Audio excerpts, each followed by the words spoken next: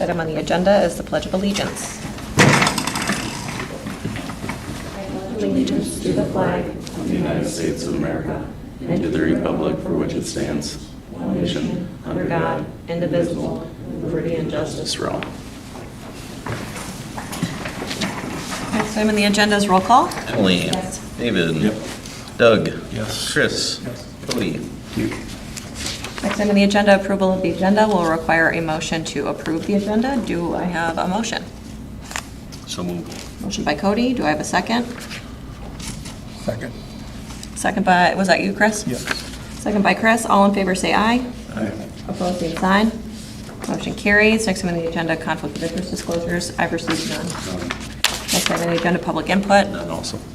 Next item on the agenda, consent agenda. Will require a motion to approve the following: the minutes of the special board meeting of October 1st, 2024. The minutes of the regularly scheduled school board meeting of October 7th, 2024. The minutes of the Corn Belt Cooperative Board of Advisors meeting of October 16th, 2024. The conditions of employment for Amy Cummings for the position of junior-senior high paraprofessional for the remainder of the 2024-2025 school year. Financial reports and claims. Do I have a motion? So moved. Motion by Cody. Do I have a second? Second. Second by Doug? David. David? You guys sound a lot like out of my left ear. Second by David. All in favor say aye. Aye. Opposed, same sign. Motion carries. Next on the agenda, administrative reports. We'll start with the high school principal. All right, so on October 16th, Shelley Waniger, I think is how you say it, attended. We went to the Career here over in Redfield. And so basically it was to showcase the different employment opportunities that would be available locally. There were many businesses there that offered internships, apprenticeships opportunities, as well as technical colleges and economic development organizations. And so Shelley and I will be working on hosting a fair like this during South Dakota Week of Work, which is April 7th through the 11th. And this will happen on Wednesday, April 9th is what we're shooting for. Been working with Innovative Office Solutions to provide, they provided us the layout of the library and student lounge, which will include seating for 10 students and tables, which will have charging ports in each. We're also going to have some elevated tables with chairs, elevated stools, and then 4 cubicle desks that are going to make the library a multi-purpose area. And then Mr. Anderson's class will be designing a light that will illuminate the sign, a flyer sign for the student lounge area. The fall carnival for FFA was held. It was a successful thing. Many people attended. And then just want to recognize the 4 students, Jocelyn Lee, Candace Hofer, Tannen Ock, and Oliver Waltner for representing Freeman at the All-State Chorus Quartet. Book study was completed on our flyer Friday on 11/1. The next meeting and second assignment will be due then on January 31st. Juniors and seniors had a lot of testing that was going on. On the 10th, juniors did the ASVAB testing. And then on the 15th, we had a district ACT testing, as well as October 17th, the NCRC testing, seniors. And so there was a goal that all the students would get or obtain a silver or higher. Many of our students are at the platinum level, and we only had 3 that were at the bronze level. So they did real well on that. The musical, Little Mermaid, will have a 2 p.m. matinee on Thursday, the 14th, and then 2 evening performances on Friday and Saturday. Both are going to begin at 7:30. Upcoming Blitz Day on Wednesday, November 27th. Katie and I are in the process of getting that all scheduled. We have that humanity launch, You Matter Assembly, which will be on Tuesday, December 3rd. 7th through 12th will attend the morning, and then 4 through 6 will attend in the afternoon with assistance from the 9 through 12 grade students. And then in December, Mr. Anderson will be taking 3 students who will be competing in a welding competition at Lake Area Tech, which is actually an opportunity for a student to receive a scholarship, which would be like a full run, so, or full ride, I guess you call it. All right. That's all I have. Superintendent report. I'm in the process of gathering quotes from various vendors to update our classroom maps throughout our building. quotes first. The lowest quote we have so far is $2,000 for every classroom, and I have some examples of what those maps could look like in your packets. First would be building maps, which came in at $28.80. The second quote was from safety map, and that came in at just right at $2,000. And then next in your packet, there are some examples of what these maps could look like. We can cater it to fit whatever needs we would like. It doesn't have to look exactly like this. Obviously, this is a different layout to a school district.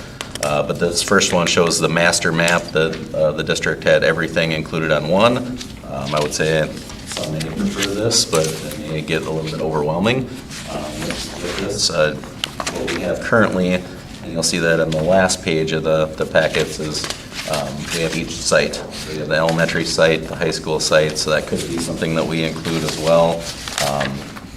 We probably want to pick for what we want the gyms to be included on, so, and that's a little bit of gray area, because maybe you do them in both, I guess, because you got elementary that's got PE classes, you got high school that's also in the gym as well, so we have to make a decision on that one. But the second one shows, what we're trying to capture would be the evacuation maps for fire drills mainly. The next one after that would be the severe weather shelter areas that would be important to highlight for each classroom.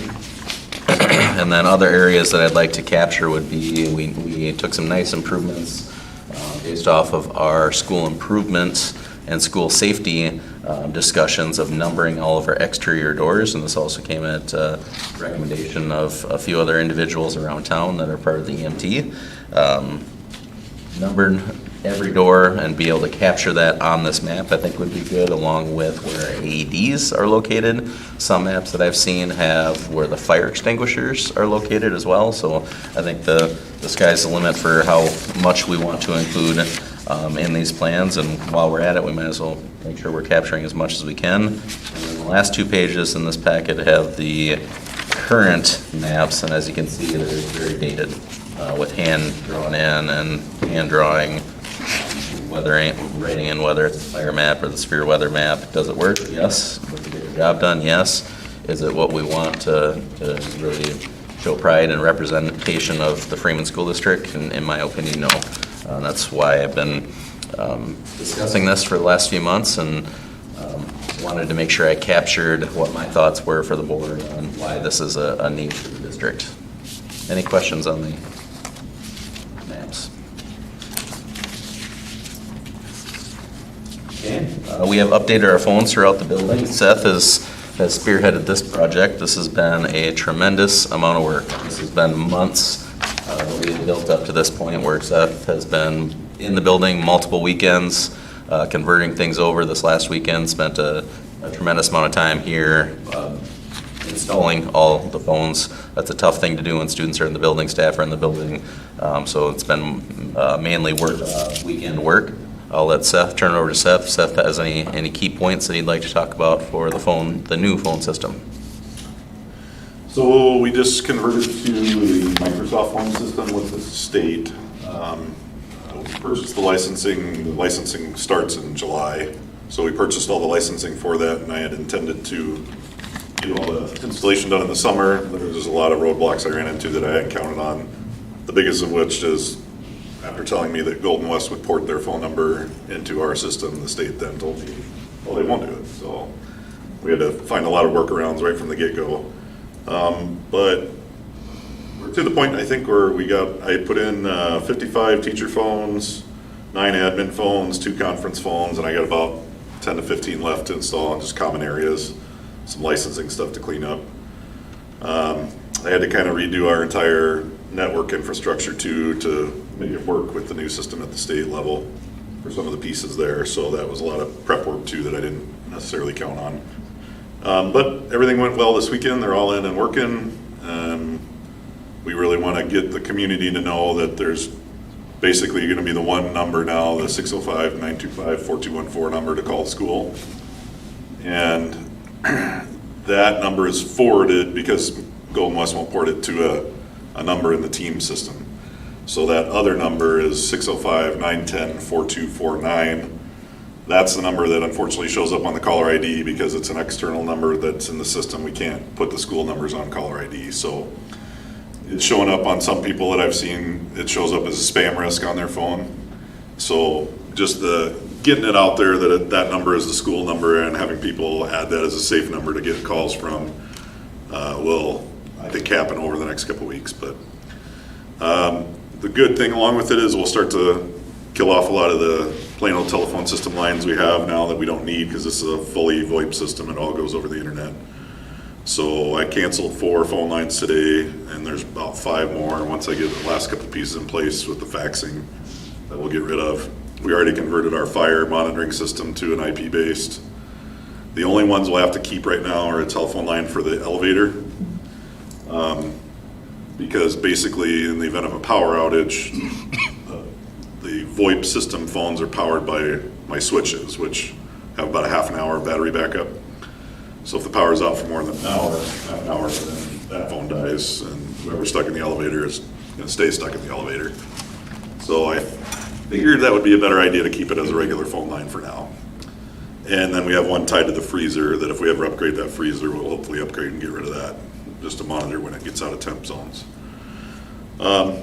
Other than that, like I said, the last part of the installation went good. I think everybody's slowly getting on board with it, and a little learning curve, but then should be a good deal and get rid of a lot of the phone bills then too. Thanks, Seth. Next thing I have is we have a leaking shutoff valve for our geothermal system. That's located in the storage area, above the storage area in the kitchen. So we discovered that last week. We had Mitchell Plumbing on site on Monday to take a peek at that. They referred to it as exercising the shutoff valve, and we're able to get it to where it was a very minimal drip, but they recommended that we look at replacing that. It's probably original to this building, so something that over time it's going to wear out. I have a quote in your packets that I think I accidentally printed just one page, but it is only one page. You can see the bid price midway down for that cooling and heating for a replacement of that valve, which totals $4,595. So I ran that by Angeli. That's something that needs to happen. The glycol that's within our geothermal system is extremely expensive, so we want to make sure that we're not having leaky valves, but also that we're protecting that from any future costs for the district as well. ProTac Track and Tennis was on site today to evaluate our track. That's something we have had done in the past. They have a new representative for this region, so she is going to give us a couple of quotes, what it would be, what it would cost, and we've had this quote in the past that I presented to the board for Band-Aid approach is what I reference it as, of just patching the cracks that we have currently on the track. The question I had for her today is that if we don't patch this now, and if we leave it until spring or till a later date, if we decide to do something different with the track instead of the Band-Aid approach, is it going to cause more harm by going through the frost and the freeze and you know all the pleasantries that winter brings to the table? So I'm going to get an answer from that. She's going to talk to some of the specialists that she works with, and then she's going to get a quote for that Band-Aid approach with just filling the cracks with a crack seal, and then what fixing the cracks on the subsurface layer, but then also a resurface of the entire track, which would be the middle approach to repairing that track, and that would come with a 5-year warranty. And then she's going to get us a quote for what it would cost for a full redo of the track. So obviously those are quotes that are going to be used for budgetary reasons only. Whether we decide to do the Band-Aid approach, that would probably be the immediate if we did that this fall or this spring. But the other two options would be something we'd be working into future budgets, future fiscal years, and developing that and implementing that within our 5-year capital outlay plan. Our refurbished lift is here, and It arrived just in time for the play, so that worked out very nicely. I asked the custodians how it worked, and they said it worked very well. It's completely refurbished, so it's basically a brand new lift, and it's a 30-incher, so it's significantly smaller, so it fits in multiple storage areas that we have that's not in the shop area, so that we were able to accomplish that, and we basically got a new lift. It's refurbished, but basically a new lift out of the deal. So that's gone very well, and excited to see the musical this weekend. That's all I have. Unfinished business, there's none. New business, the school board will hold a discussion about changing the regularly scheduled school board meeting to an alternative date. I just wanted to put that out there. I'm going to be at a mandatory work conference that date. I am certainly happy if you all want to proceed forward without me. I thought I'd float it out there and see what everybody's thoughts were.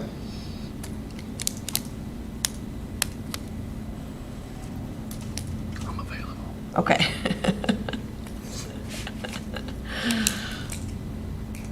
Doug, David, what do your schedules look like? Otherwise, like I said, I am perfectly fine if Doug is going to be here and he can run the meeting in my absence as well as the vice president or vice chair. Looking here. I think I'm fine that, later that week or whatever. I should be back at 7, so we can do it then. I'll make sure I am. Keep it on the 9th and you'll be able to do that. Perfect. Sure. Sounds good. All right. We'll just keep it on the 9th then. Yep.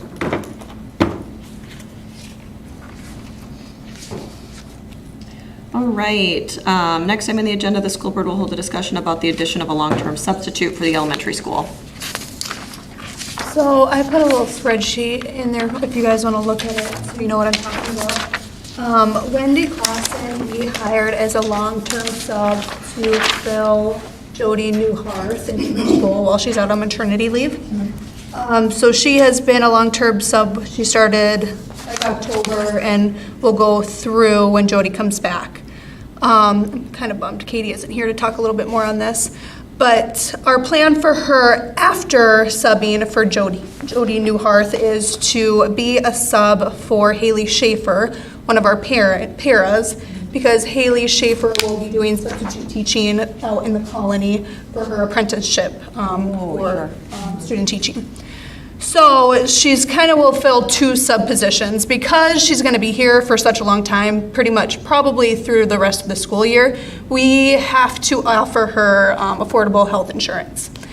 So what this spreadsheet kind of shows is instead of paying her a long-term sub rate of $155 a day, we'll pay her an hourly para wage of $15.75 and offer to pay $250 a month towards a health insurance plan for her, whatever one she wants to choose. And then it pretty much equals to the same cost of what we would be paying if we were paying her a sub rate. So I balanced it out so it would become as close as possible. It's like $100 more, but that's kind of the reasoning why we're offering her health insurance. Normally we don't with long-term subs, and normally long-term subs don't need health insurance to begin with. But since she's going to be here for more than 3 months, we have to, by law, offer her health insurance. Gotcha. And then with that, Lindsay Tushin, who is a para in that room currently, she is going to be co-heading it with Wendy. So she would get a $5 an hour raise to her para wage. It's like kind of like the director. Yep. Okay. That's helpful. Hi. Welcome. That's kind of the financial side. I don't know, Katie, if you want to touch base on the preschool room and Wendy and Lindsay's role in the room. I don't know if you guys have questions on that or. What questions do you have? I don't know. So all we would be doing is amending Lindsay's conditions of employment for the hourly wage, and then. Sure. For the long term. Since we're offering Wendy kind of a different conditions of employment than we normally would with a long-term sub, we thought we would just talk about it prior. It was different with the board originally approved, so we wanted to bring it back. Yep. That's good to know too about the 3 months, and I don't, it probably doesn't happen very often. That's probably why we haven't run into it before. No, so. typically subs don't need Right. health insurance. Right, So typically they're retired or right, have something else. right. But in this case, she needed health insurance.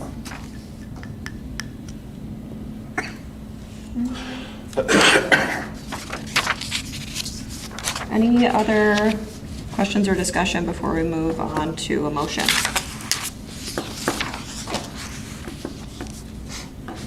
All right, we'll require a motion then to amend the conditions of employment of Lindsay Tushin. Do I have a motion? So moved. Motion by Doug, do I have a second?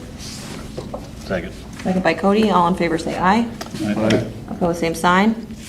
Motion carries. Next item on the agenda will require a motion to approve the conditions of employment of Wendy Clausen for a long-term substitute paraprofessional position for the elementary school. Do I have a motion? So moved. Motion by David, do I have a second? Second. Second by Doug, all in favor say aye. Aye. Opposed, same sign. Motion carries. Next item on the agenda, the school board will hold a discussion about the addition of a food services worker for the remainder of the 2024-2025 school year.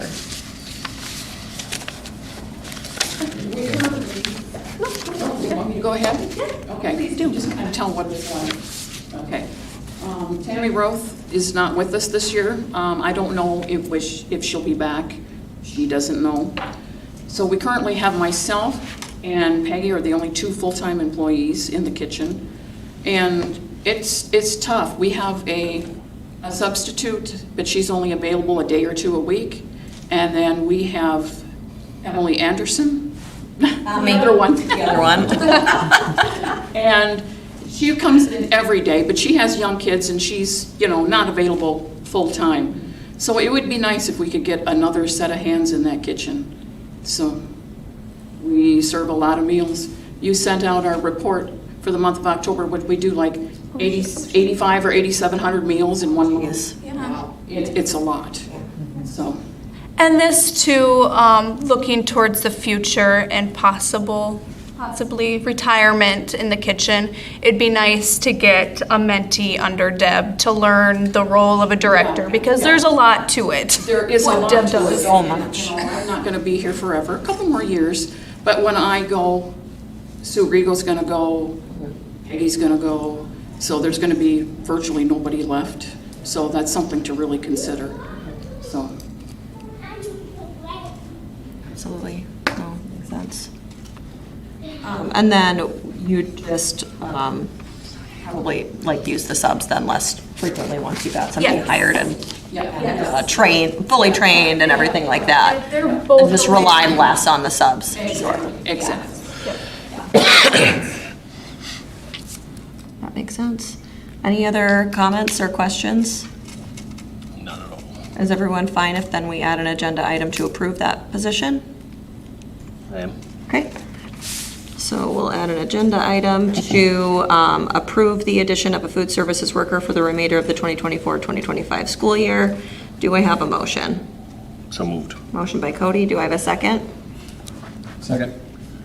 Was that you, David? You know it. David. All in favor say aye. Aye. Opposed, same sign. Motion carries. All right, next time on the agenda, the school board will hold a discussion about the clean diesel grant application. So I have a copy of the grant application in your packets. If you flip to more of the back side, you can see application packet checklist, bus replacement, gets into what is submitted. We need to have the bus that we are going to salvage, that's part of the grant, and it's got to be a bus that does not have the diesel emissions fluid, DEF. We do have that right now. We have bus number 8 is currently in need of a new brake system.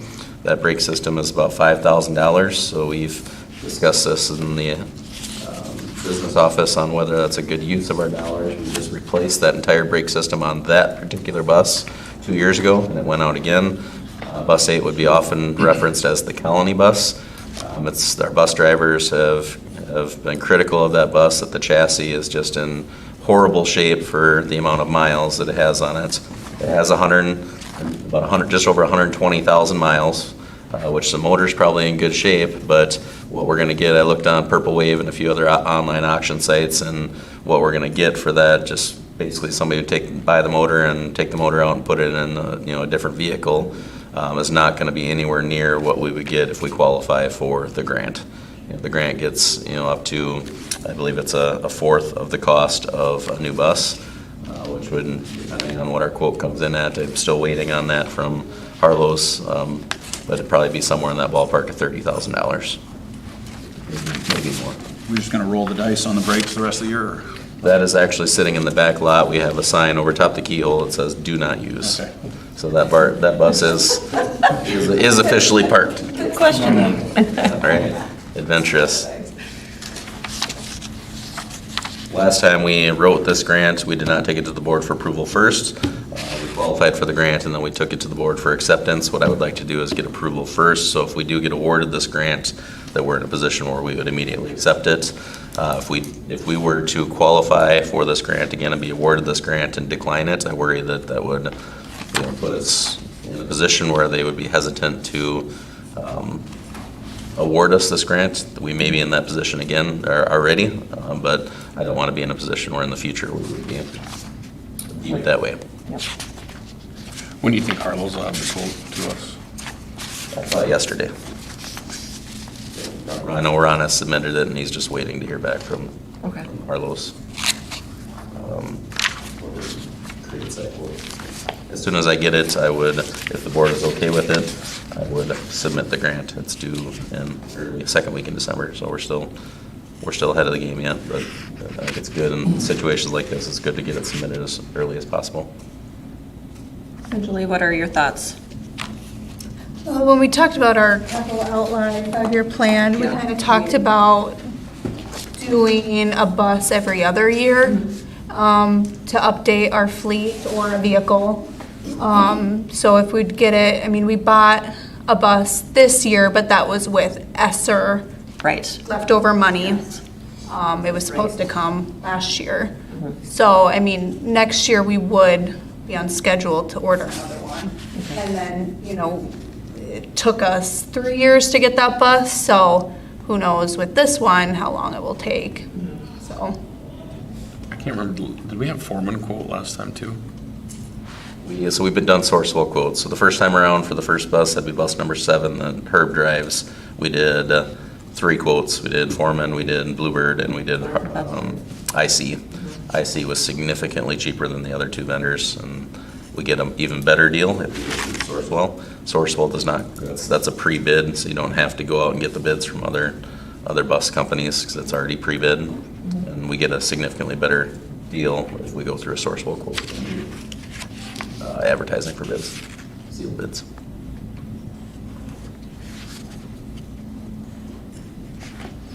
our Yukon is in pretty rough shape though too. Chassis. That probably needs to be. The next in line? Probably looking at a new vehicle at some point too. We talked about a 14-passenger van. That's something that's very popular.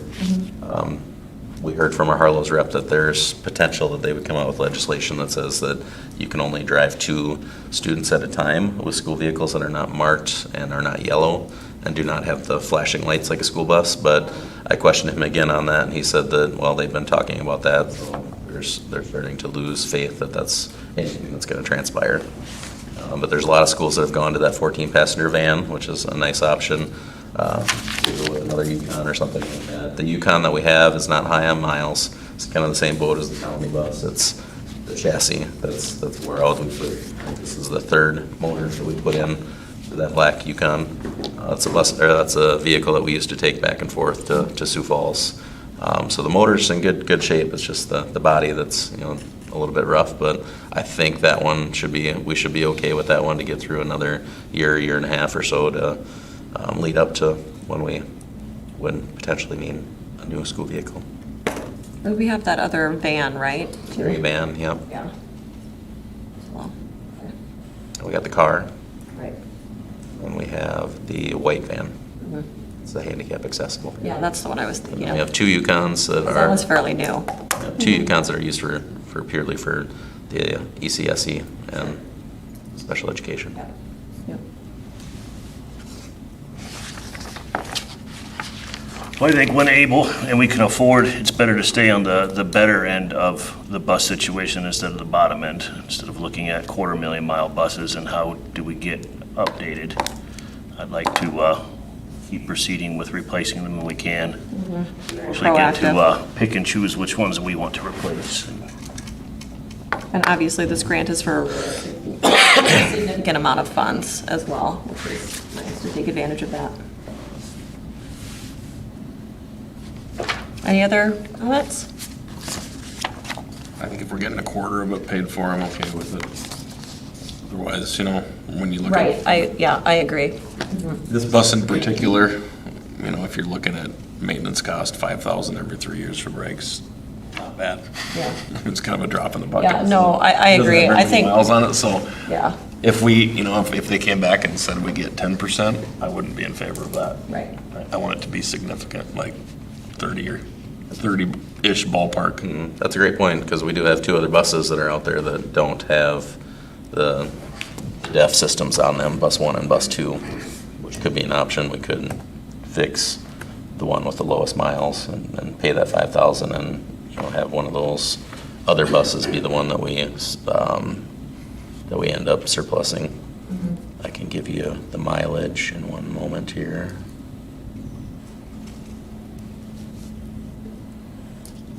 So bus 1 is a spare, that's got 188,085 miles. Bus number 2 has got 164,539 miles. That's also used as a spare. Bus number 3, which is the one that recently went to a spare, that bus 10, the brand new bus, that's the bus that Kirby used to drive on his route and now is driving bus 10, is at 201,008 miles. That one has DEF. Bus 1 and 2 do not. And then for bus 5, that's the smaller of the minis, so that one's only got 126,147 miles. I'd rather fix the brakes on the lower mileage one and dump one of the ones that's pushing 200. Yeah. That's pretty high, 188. Sure. And then the final bus would be, Per mile, you're gonna be money ahead by dumping one. the final spare bus would be bus number 9, which is the old SE4, which is the smaller mini that's got 141,550. So if we don't go with bus number 8 and we look at bus 1 or 2, it'd be a matter of picking the 188.85 or the 164.539 miles. I guess I would defer to the bus drivers on which ones Yeah. in better condition, I but, agree. just on the surface, I would think the higher mileage one is the one we want to get rid of. Because, even if the brakes are shot another 3 years on the Colony bus, we're 3 years down the road for $5,000, so. Yeah, I think it's reasonable.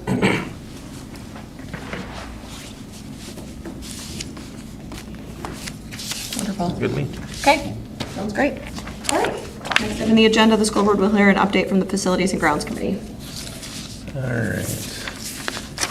So big agenda item for this discussion would be the custodial shed. Footings and the foundation have been poured. They are starting to backfill now. They did the tie-ins for the water and the sewer started today. That South Cedar Street is going to be out of commission. They thought they were going to be done today, but they ran into an issue with the sewer pipe is significantly harder to tap into than what they anticipated. They didn't have the right equipment for that, so they're bringing that equipment back tomorrow. Hopefully they get that done and that gets opened up again tomorrow. There will be gravel over top of that, so just a heads up for parents, just to be careful and bike riders to make sure they're careful as they cross over that gravel area where they patch that in. The schedule for the construction is in your packets. So what we're looking at is we are in the week of November, third week of November. So we're doing the backfilling right on schedule, prepping for the driveway, looking by the end of the week for the driveway. And then the plumbing that goes underground would be stemming off of that, tapping into the sewer and water at the street. So right on schedule according to their plans here, with an exception of the tie-in that's a couple weeks overdue We thought that was going to happen 3 weeks ago, but this is the updated schedule with that happening this week. But still on schedule with pouring the driveway, which was originally on that. So, and then you can see the rest of November what they got planned as well. So that is the custodial shed. Valley Electric is getting us a quote for a heater in the stadium.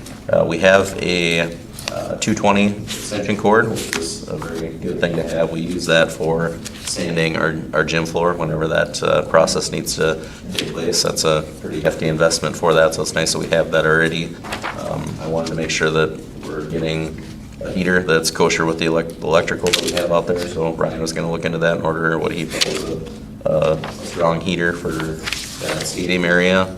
We're looking at, as we talked about in the previous meeting, the west half of the stadium, west third of the stadium would be used for our custodial equipment, heating that area only and putting up some sort of a divider to help to keep that heat within that area to make sure that our custodial equipment has a chance to defrost in that area. So that's the purpose of that. And then the final item I have for facilities and grounds update would be staff bathrooms.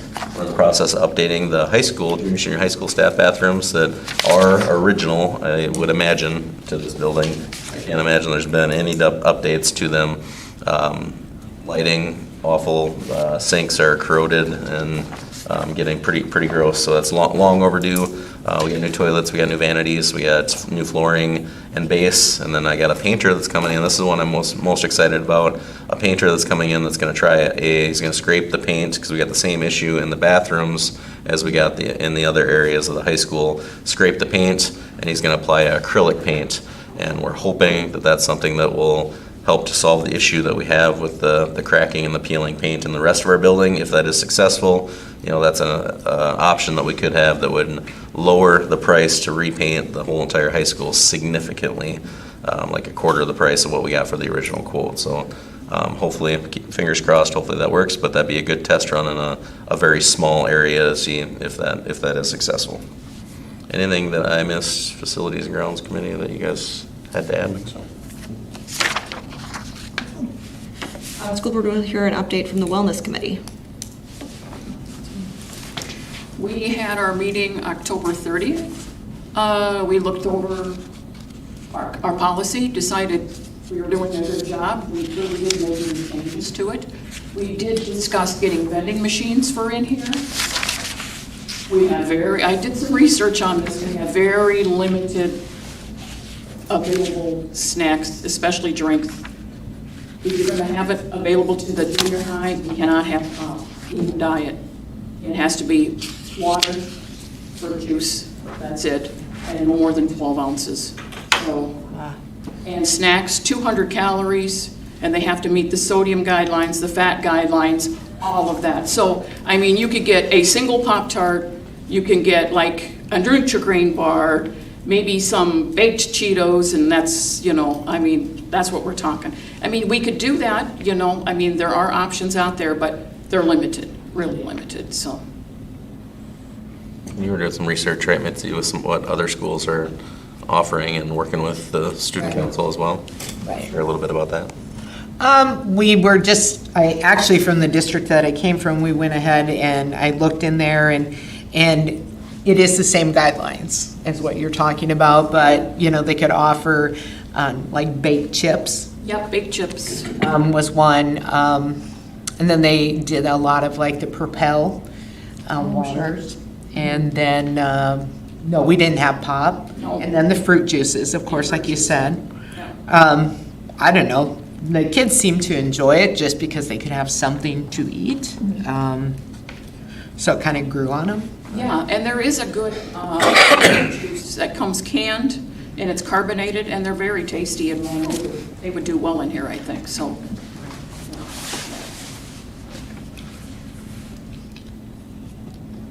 Great. Anything else? Guys, let's move on to the school board will hear an update from the policy review committee, and the board will review the following policy, the weight limit and usage policy. I do have the first page of the policy, which has the recommendations from Sherry and Michael for potential improvement areas to that policy. Michael's here to add any input and answer any questions that the board maybe has. Policy Review Committee, if you have anything more to add than that. I guess I had a question. I remember back when we discussed this originally, and I had a parent reach out to me, and I couldn't answer the question. Asked why we weren't able to have high school athletes in there after school, and I realized that, you know, it could disrupt practice going on or something like that, but I wondered if we could consider allowing that, and I think 9 through 12, just to see if it's an issue.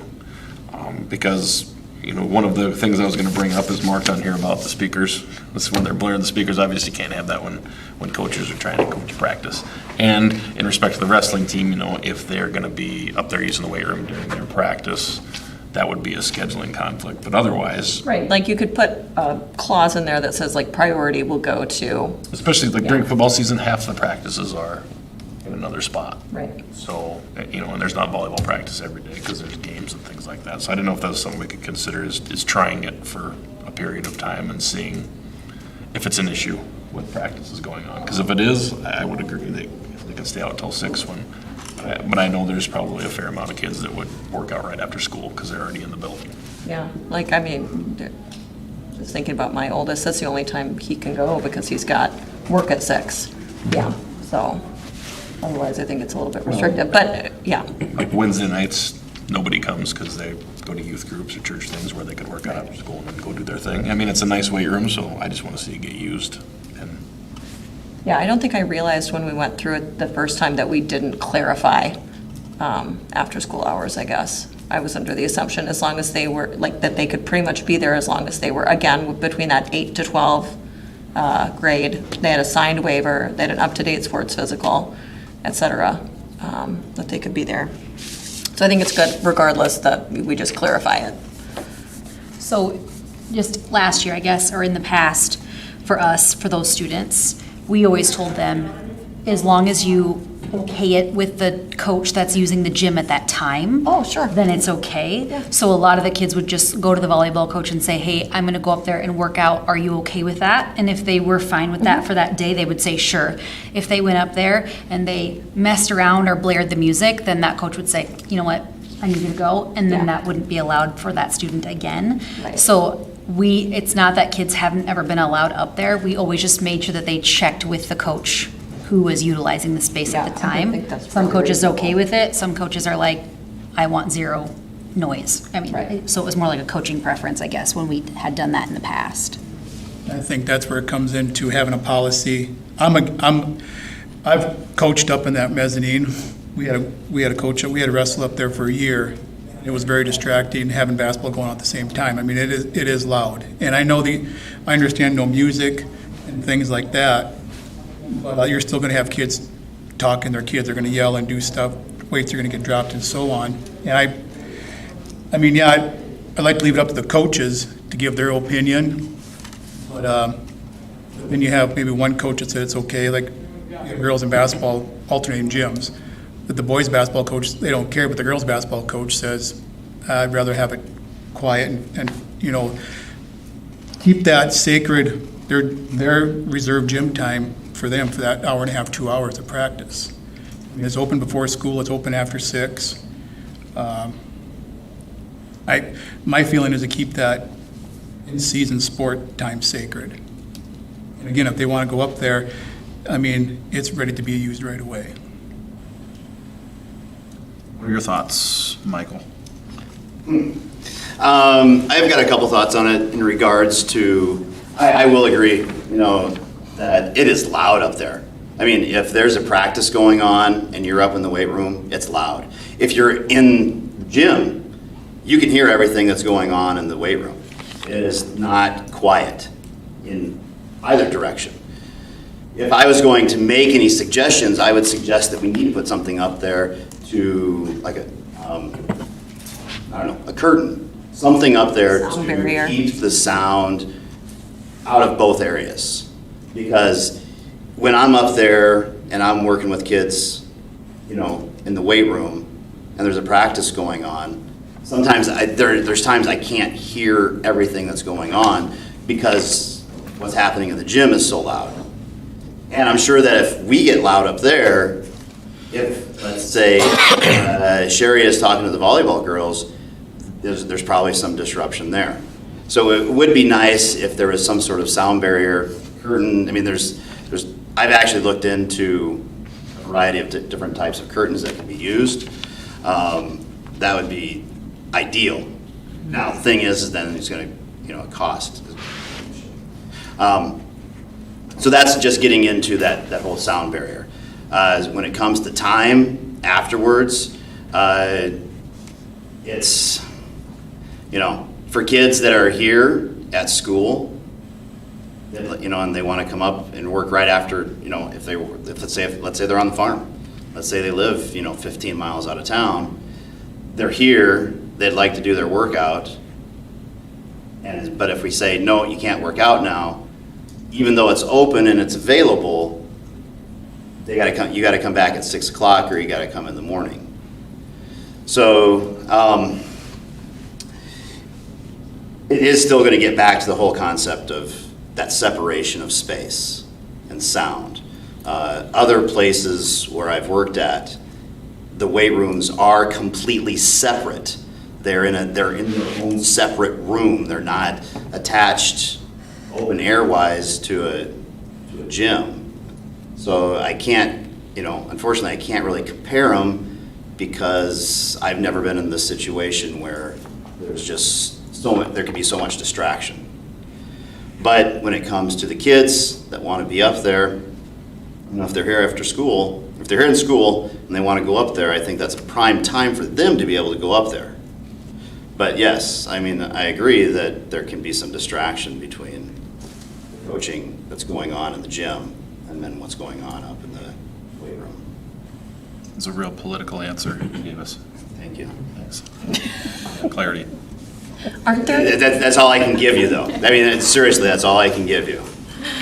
aren't there mornings in which there's also, like, say, basketball practice, et cetera, in the morning as well at times? So, it's not even fixing.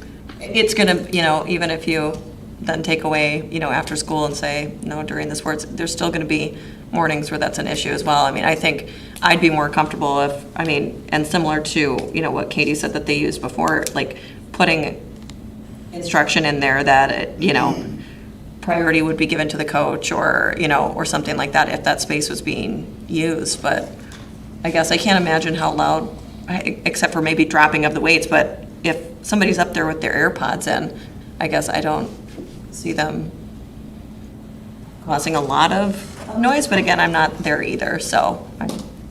I will say that since Pure speculation. I will say that since we do not have the speaker up there anymore, or we don't allow it to be played, that does decrease a lot of that sound. Most of the kids, when I'm up there, most of the kids are pretty respectful. They're not loud or anything. When they're talking with each other, they're not screaming and yelling at each other. They're usually talking in a very normal voice. So the sound that comes from there, without being down in the gym, Right. it's not very loud. Yeah, occasionally you might have some weights dropped and stuff. That's going to happen. But nothing really major. I would be fine with the coaches making the determination too, as long as it's written into the policy, just so people. Exactly, just saying. If it's in the policy, there's times, especially when you get into a postseason, wanting distractions. Or, Oh, absolutely. maybe there's a night where there's 30 kids up there and it's just too loud. You say, you gotta go. Right. Or maybe you're using it, you're doing circuit training or something like that, maybe you're using that space as well, so.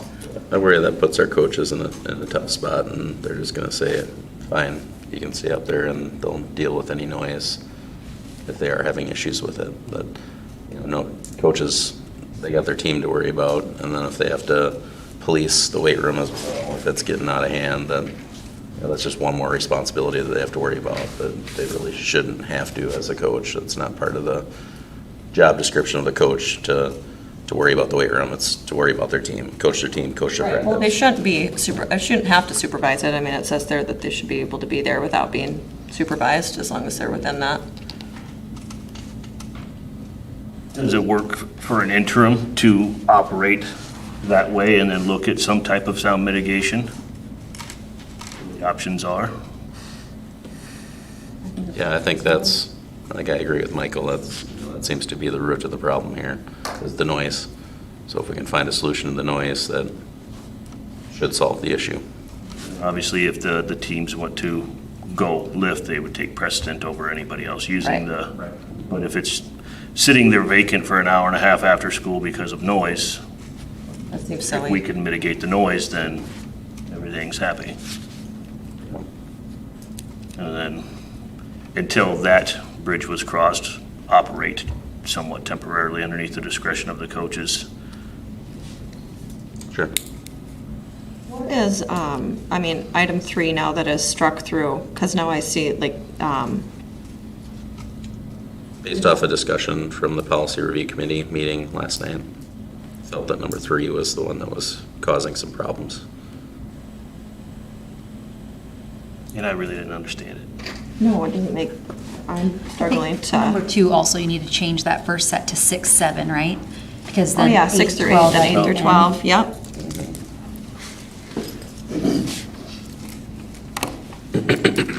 Yeah, for hours, I think, if we're going to do that, I think we need to include under there when it is in the mornings and after school as well.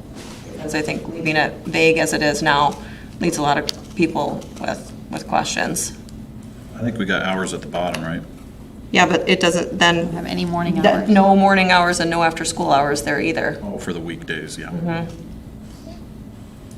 And I think snow days, my personal feeling is, every time I come to the gym and I see 30 vehicles parked at the curb, Why because do nobody we can call walk off 12 school? feet, I want to call a tow truck and tow every damn one of them. So I would just have people stay out of here because, I mean, we got to get, we struggled to find somebody to move our snow.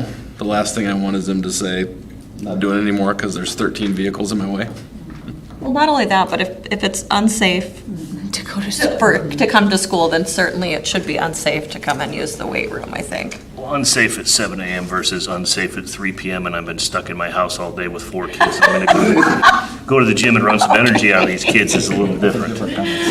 I'll show you what's safe at 3 p.m. If we could trust people to respect and wait until the lot was cleaned, it would. Yeah, I agree with that sentiment. I don't want to I just don't cause know. any hardships with our snow removal. The only thing you can do there is, what if, are we always the first to get our lot cleared when there's no, are they the only company that remove, what I'm saying is the school the only business they remove snow for? To be determined, because it's a new company that we're working with this year, then we've used Canodal in the past, and. Because if we- that's we the don't know that case, yet.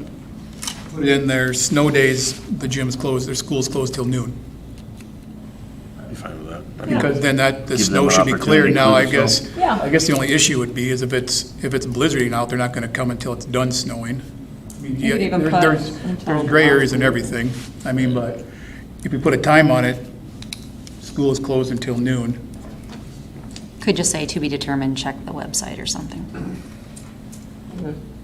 Yeah, they don't need to be here at 8 Case by o'clock. case. They don't need to be here at 8 o'clock in the morning when school just got called out 2 hours earlier and the snow is still 3 feet out in the lot.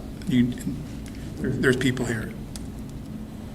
We do have the ability to lock all of our doors from the computer.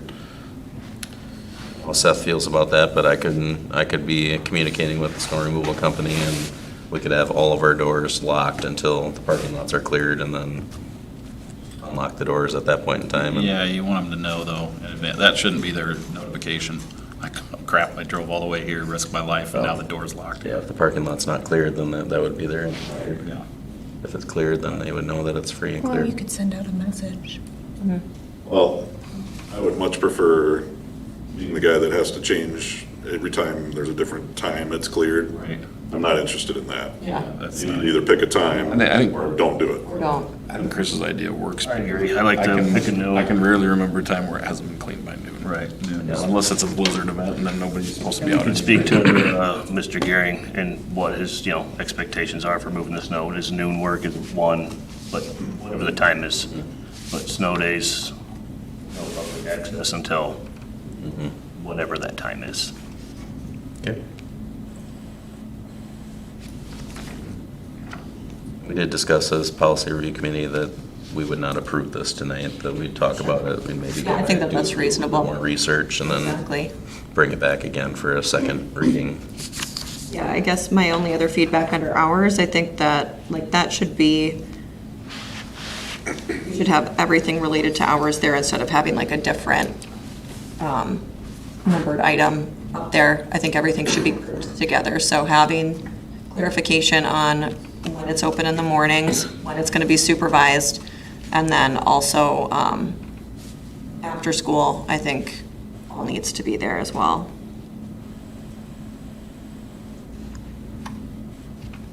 Yeah, just so you know, right now, there is no public access in the morning set on the schedule that I have for those. I'm fine without public access. I guess I'm talking more so for students, not like community adults.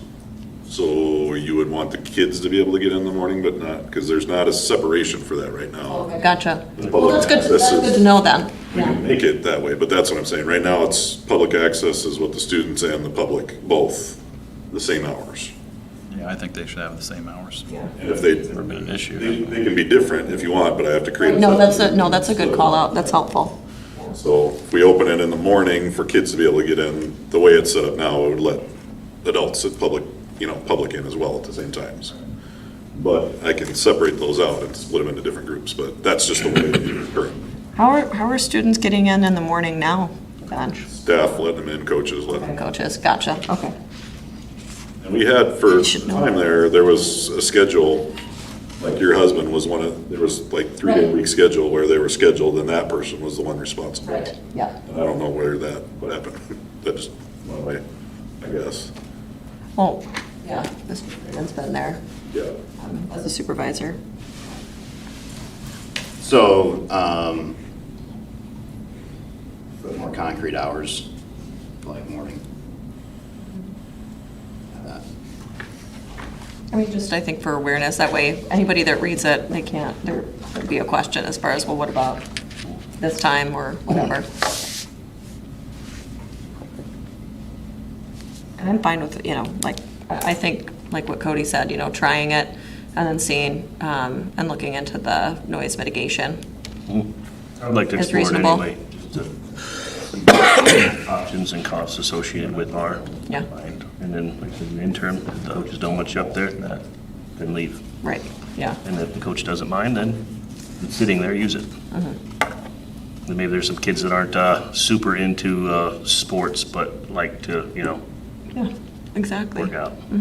I think honestly, if you have that available to them and the kids go up there, we wouldn't be having this discussion if they were up there with their earbuds in, lifting weights. Right. Nobody'd know you're up there. I mean, that honestly, the dropping weights is even negligible. The problem is that it hasn't been the way it is. Lots of So even just fixing that could be Yeah, a good. so I mean, just saying, if you want the privilege to be up there, quiet. Yeah. Put your headphones in, don't bring speakers up here. The speaker, like in the pop, Lift it and alleviate. responsible and then leave. Exactly. Any other discussion? Alrighty. Thank you. Yeah, thank you. Next item on the agenda is executive session will require a motion to enter executive session for the purpose of South Dakota Codified Law 1-25-2(1). Do I have a motion? Motion by Cody. Do I have a second? Second. Second by David. All in favor, say aye. Opposed? What's that? Oh, Doug? Oh my gosh. Yeah, I'm sitting right here and I thought it was David. We all did. I need a Do something very. all in favor, say aye. Same sign. Motion carries in executive session 7:58 PM. My Lanta.